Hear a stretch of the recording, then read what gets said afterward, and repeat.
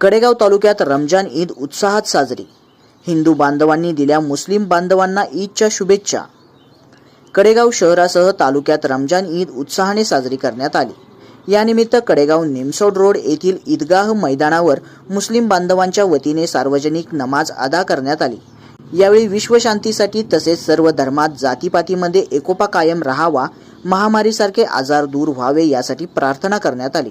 कडेगाव शहरासह कडेपूर, शाळगाव, वांगी, अमरापूर, देवराश्रे, चिंचणी, नेरली, तडसर आदी गावांसह संपूर्ण तालुक्यात रमजान ईद उत्साहाने साजरी करण्यात आली। कडेगाव येथे सकाळी 8 वाजता सय्यद पीर साहेब हुसेन पीरजादे यांच्या खानकाजवळ सर्व मुस्लिम बांधव एकत्र येऊन नमाजसाठी कडेगाव निमसोड रोडवरील ईदगाह मैदानावर गेले। त्यासाठी कडेगाव सुन्नी शाही जामा मस्जिदचे पेश इमाम हाजीब मज्जर अली यांच्या प्रमुख उपस्थितीत सार्वजनिक नमाज व खुतबा पठण करण्यात आले।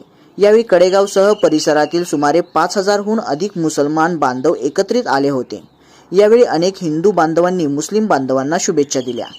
यामध्ये प्रामुख्याने माजी कृषी राज्यमंत्री डॉक्टर विश्वजित कदम, माजी आमदार पृथ्वीराज देशमुख, जिल्हा परिषदेचे माजी अध्यक्ष संग्रामसिंह देशमुख, जिल्हा परिषदेचे गट नेते शरद लाड, सागरेश्वर सुतगिरणीचे अध्यक्ष शांताराम कदम, कडेगाव पंचायत समितीचे सभापती डॉक्टर जितेश कदम, पंचायत समिती सदस्य दिग्विजय कदम, पंचायत समिती सदस्य भुजंगराव माळ, विश्वसंग्राम फाउंडेशनचे संचालक विश्वतेज देशमुख, रायगाव शुगर्सचे चेअरमन रविराज देशमुख, प्रांताधिकारी रणजित भोसले, तहसीलदार डॉक्टर अजित शेलार, कडेगावचे नगराध्यक्ष धनंजय देशमुख, उपनगराध्यक्ष पैलवान अमोल डांगे, विरोधी पक्ष नेते विजयराव शिंदे, ज्येष्ठ नेते चंद्रसेन देशमुख, सुरेश थोरात, दीपक भोसले, ज्येष्ठ नेते DS देशमुख, संतोष डांगे, माजी नगरसेवक उदयकुमार देशमुख यांच्यासह आदींनी शुभेच्छा दिल्या।